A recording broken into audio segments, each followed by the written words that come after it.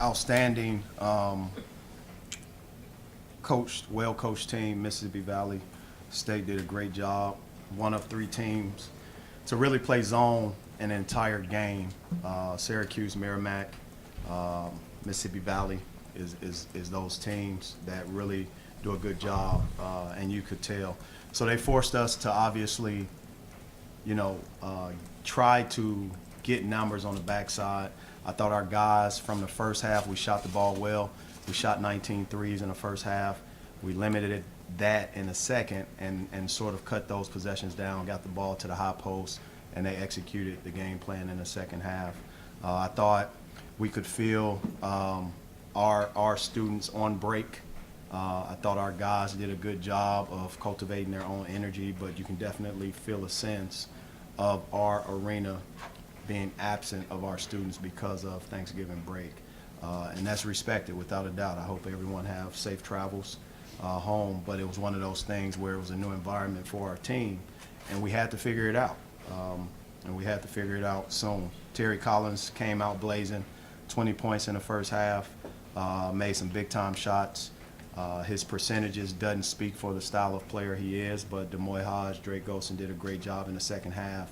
The last 30 minutes of the game of limiting him to 2 field goals and 2 free throws, which a two-pointer in the second half of the first half, and then a 3-pointer and 2 free throws. So definitely a great win for our team. Another night with 21 assists, 20-plus assists. That's a beautiful thing.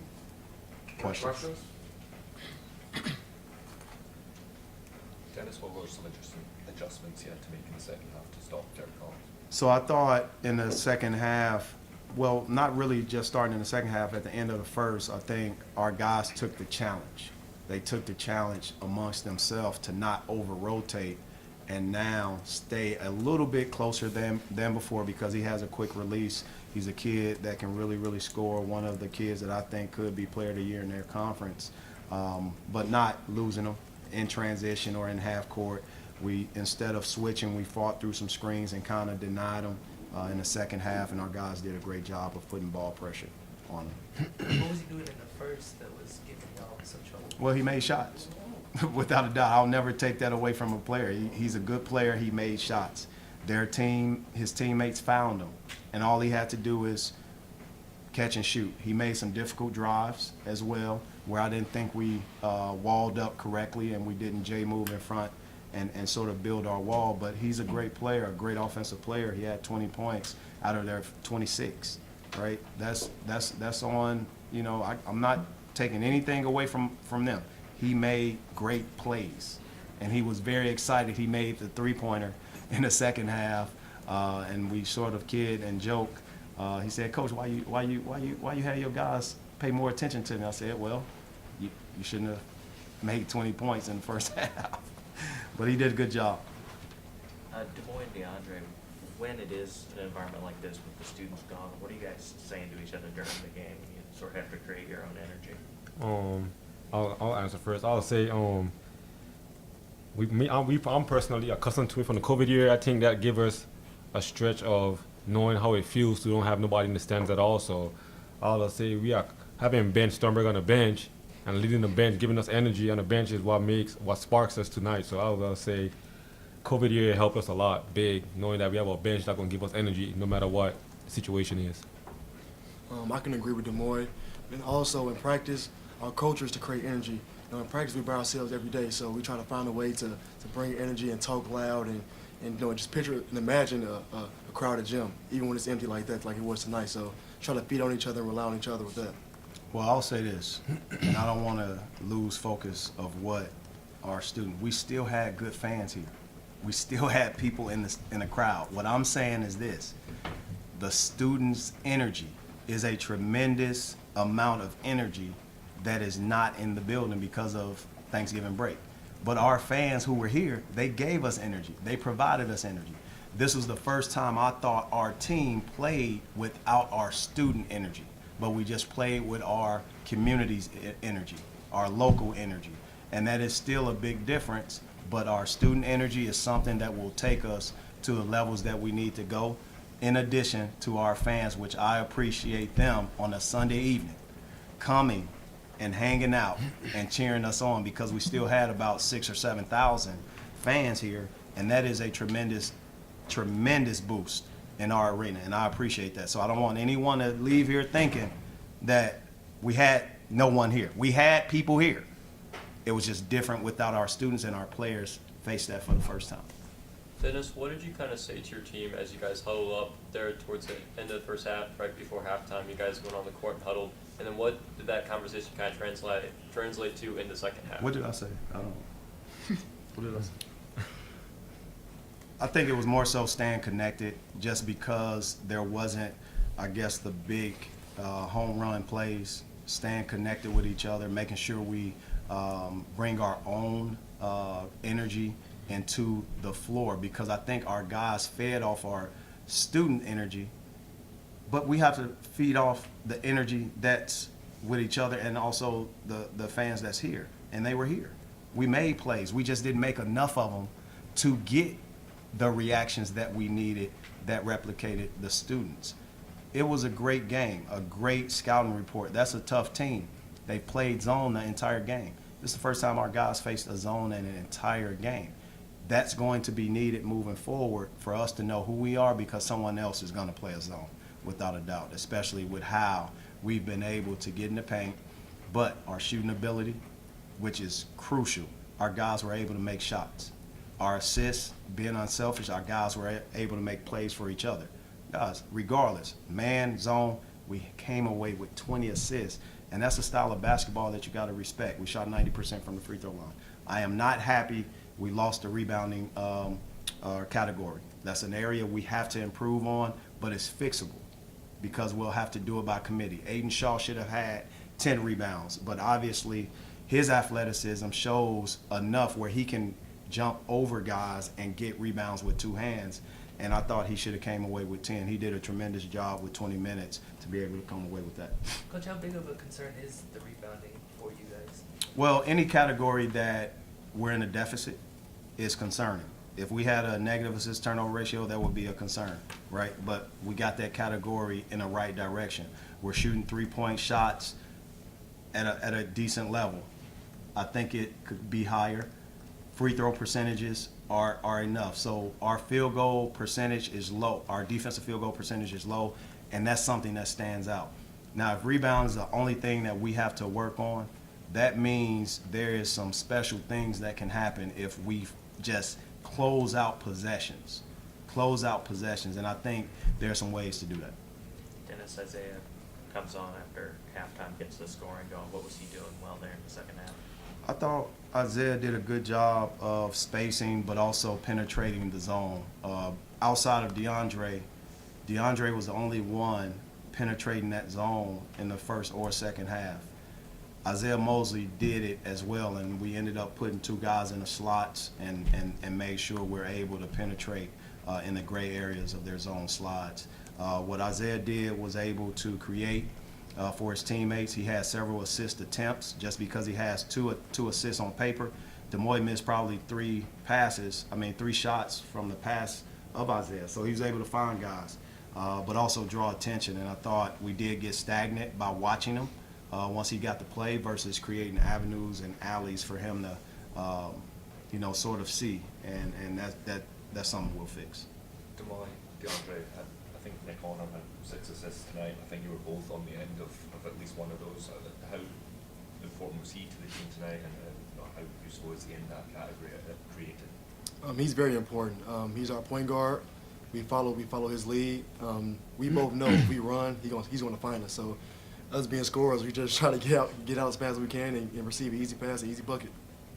I would say with Nick Honor is he's a very smart player, so we don't ever judge his You decisions. said small or smart? Smart. Oh. Oh, you trying to be funny now, huh? I said smart. So I'm saying, like, you never judge his decision. So we know he can make the right play. So we're just trying to run on checkpoints, and I'll be ready to shoot. He always tells me, especially, be ready to shoot. I'm coming. So that was just the focus tonight, just to be ready when he passed the ball to knock down the shots for him. So I'll say that. Demoy's not telling you guys how mad he is about missing wide open three-pointers. I mean, that's the thing he'll probably watch 100 times, And obviously, it was great to see DeAndre knock down his three that he knocked down. And I keep trying to tell him it's going to come, but understand this. For 17 minutes of play, he had 13 points, 4 assists. That's a tremendous stat line when you look at player efficiency rating in that time frame.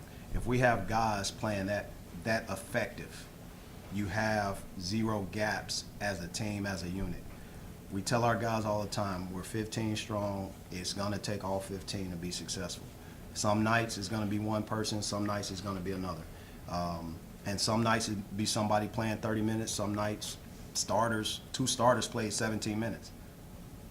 That means someone else stepped up. And ultimately, our efficiency has to be where it's at. So while Dre thinks, he played bad as well, I have to continue to tell him, look, this is unbelievable stat line in the minutes that you played. And they're slowly but surely accepting who we are as a team and the identity that they left behind as primary 40-minute guys at his last institution, but also guys that couldn't also run the entire length of the court that same way every single possession, right? Because you had to kind of dial back so you can get to the 40 minutes. Now, let's do it all, and whatever we got, play as hard as we can, and play that way unselfishly. Question for all three of you guys as we kind of roll into Thanksgiving break here. It's a bit more of a wider question. What are you guys thankful for about this basketball team? For all three of you. I would say I'm thankful for calling this group of guys my brothers. Just knowing that we all came from different places, had different agendas, had different backgrounds, and we all have this one main goal. I'm just thankful for everybody just accepting one main goal here and just accepting me and all the other teammates. Yeah, same as well. I'm thankful for picking Missouri and the coaching staff. These guys are great. My teammates, I hadn't been closer with a group of guys before than this team, so I'm thankful for those. And then my family at home, keep me sane, keep me going, and keep me going. I'm very thankful for the opportunity that I've been given to lead this program. I do not take that lightly.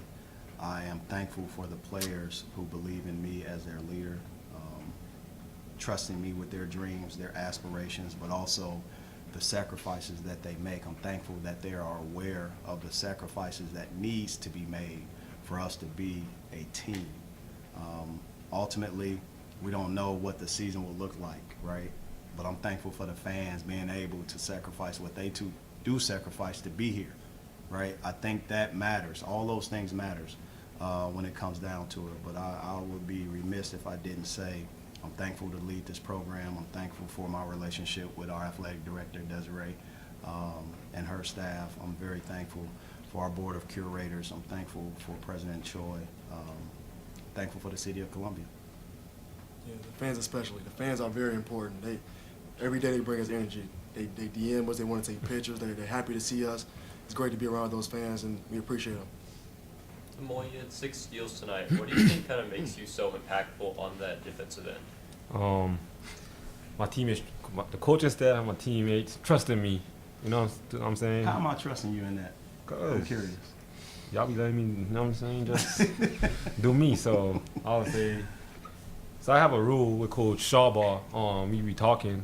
I would be telling me I have to get like 8 deflections. So that what drive me every day in practice and in games to just get deflections, and they turn out to be steals. But I don't really be going for the steals, but mostly just being active on the ball, active off the ball, just trying to get fast breaks for my team. You know. So. One last question. Des Moines and DeAndre, tonight offensively, what did you guys learn kind of as a guard committee with Nick Honor and Sean East as well about going up against a zone like that with a team that was switching so well in the first half? Well, for me, I like penetrating and getting inside the zone. Inside the paint. So just I found out that our team can be very good, just attacking gaps, attacking the paint, and getting open shots for guys like Demoy and Nick. So that kind of just opened my eyes a little bit. I found out me and Isaiah very good getting inside the gaps, passing out, and things like that. I would say playing with guards, especially like Nick, Sean, Dre, Trey, Isaiah. For me especially, that's not my strong point, doing all the driving and stuff. So I commend them for doing that to get See, me that's more open shots. awareness. That's awareness. That's what I appreciate. I mean, I know that ain't my strong point. I like catching and shooting. So having them be able to drive the gaps, and if they got a layup, they're gonna take the layup. But knowing that they have me on the wing to kick it out, so I just feel I'm just thankful for them for doing their part, and I'm just doing my part.